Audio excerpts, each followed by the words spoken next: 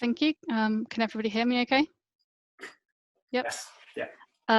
Hi, my name's Hayley Al-Siaidi, as Luke said. I work for Arup as a transport planner in the London team, and I'm just going to talk through some research which we as Arup have done with sustrans around inclusive cycling in cities and towns. Before I go more into the research, I'm just going to give a bit of background and context about the demographic groups that we looked at and the levels of cycling between them. So the first group we looked at is on the left of the screen, and I've got the kind of interest groups shaded in a lighter colour. So on the left, we've got people from more deprived backgrounds, so relating to socioeconomic groups D and E, and you can see that there's almost a 10% lower rate of cycling of respondents who responded that they cycle at least once a week among this group compared to the social groups A and B. The difference between white and people from ethnic backgrounds is around 5%, as you can see in the middle. And I think depending on the source you look at for this and kind of exactly what you're asking, this can vary quite significantly. But this is the statistics that we've got at the moment. Relating to male and female differences, this is something that's quite often talked about, and there's approximately double the number of males report cycling at least once a week. Looking at age groups, you can see that most age groups are around the 15% mark, but this really drops off when we get to the older groups, which are 66 plus. And then also there's a difference in people who have disabilities or who don't have disabilities, which is around double the cycling rate among people who do not have disabilities. I think it's important to note, just obviously, we all have multiple different characteristics and fall into different social groups. So people could fall into a number of these and therefore maybe have multiple barriers to uptake of cycling. On a more positive note, it's not all doom and gloom. In countries where there are higher rates of cycling overall, it's such as the Netherlands, there are actually 55% of all cycle trips are undertaken by women, and people who are over 65 are one of the biggest groups of cyclists, and that's particularly increased due to increases in electric cycles and things. So there is potential and an appetite there. It's just looking at what we can do to facilitate that and make it more inclusive. So the overall project aims are to understand barriers and develop solutions to make cycling better for all people, develop guidance to help city leaders and transport planners make cities better for everyone to cycle in, and finally encouraging dialogue across organisations that can contribute to improving cycling. So we've done this research in 2 stages, the first of which was published last year, and it's available on the Arup website. There's a link if the presentation is made available after this. So 2 stages. The first stage related to literature reviews and some focus groups. And then the second stage, which we're kind of currently in, relates to some case study research and stakeholder workshops. This is still a work in progress, and the second stage is mainly focusing on solutions, more than the first stage, which was mainly looking at barriers. We identified 3 key barriers, which we identified as kind of key themes throughout, and which we've used to kind of structure the rest of the reports, and which is what we've kind of aligned the solutions up against. So I'll just go through each of these: improving place, supporting people, and better governance. And I'll try and kind of highlight a lot.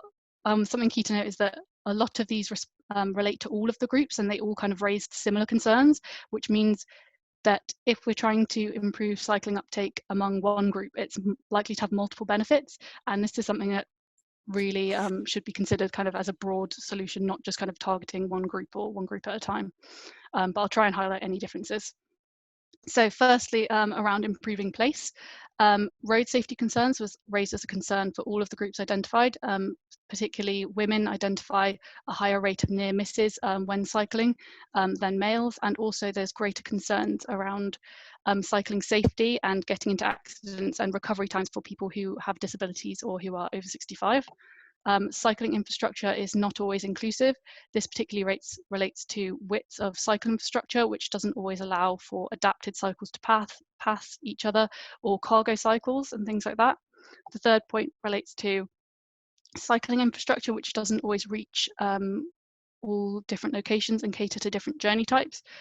Specifically, cycle infrastructure generally caters towards more radial routes, sort of from suburbs to centres of towns and cities, following commuter patterns, whereas people who are over 65 are likely to be retired, or women might have more complex trip chaining patterns, which involve reaching a number of locations which infrastructure doesn't really cater towards all the time. Fourth one is a lack of public cycle share provision, including electric and adapted cycles. So these are quite hard to access and they're not kind of readily available, which is quite important if you're not sure you want to take up cycling or don't feel confident. It's really nice to be able to just give it a go with a cycle share, but that's not possible for all people. Personal safety and security was something else that was raised as a barrier for all of the groups, particularly at night and in places which are more isolated.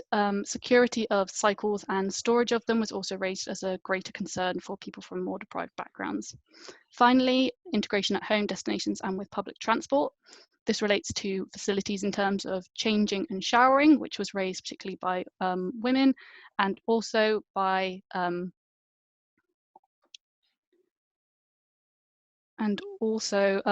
sorry, and also relates to cycle parking. So in terms of having space to park adapted cycles and having secure cycle parking that doesn't require you to kind of lift a cycle, which not everyone has the strength or ability to do. So making sure that all of that's quite accessible to everybody. Oh, I've gone a couple too far. Relating to supporting people to cycle. The second theme, one of the key challenges raised is that people do not associate cycling as something for people like them. It's generally associated with quite a sporty thing, something you have to be quite fit to do, males wearing lycra to be quite stereotypical, but this came through quite a lot from all of the groups we spoke to, and they were concerned if they were on cycle tracks that they'd be in the way, going too slowly. And something that particularly came from the literature reviews looking at people from Black and ethnic minority groups was that cycling seen as something that children do and is also something which isn't really perceived as a viable form of transport for adults, so it's not something that they want to be seen doing. Accessibility or ownership of a cycle, again, there's cost barriers to this and it's quite intimidating if you haven't cycled to buy a bike or even store a bike.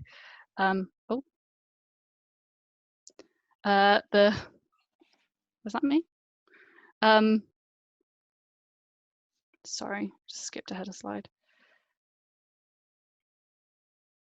Yeah, so the final point relating to supporting people to cycle relates to fear of harassment, which was particularly raised by women, people with disabilities, and people from ethnic minority groups.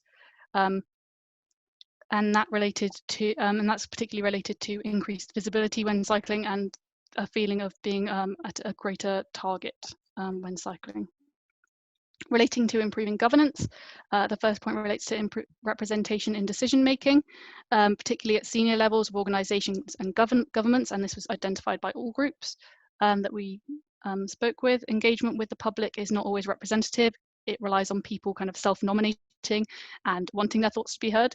So sometimes you do get the same sorts of people responding, and it also relies on having the time, the access to IT equipment, and IT literacy to kind of make contributions. Transport policy often ignores beneficiary needs, so it's focused on where there's likely to be greatest demand and not where the greatest benefit could be had. So areas where there's low levels of physical activity or places that suffer from transport poverty. Cycling, fourth point, relating to cycle infrastructure standards. There are not comprehensive standards across the UK, and so that can be quite confusing. You don't know what kind of cycle infrastructure there is, or if it might not be continuous, or it might not be clear who it's for or anything like that. And finally, representation in marketing. Again, this relates to the point of people not seeing it as something that they do. They're not represented in cycling materials, marketing materials, brochures, leaflets, and things like that.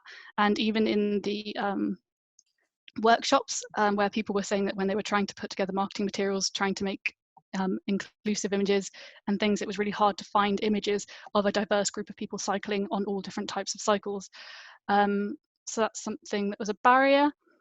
Moving on now to solutions.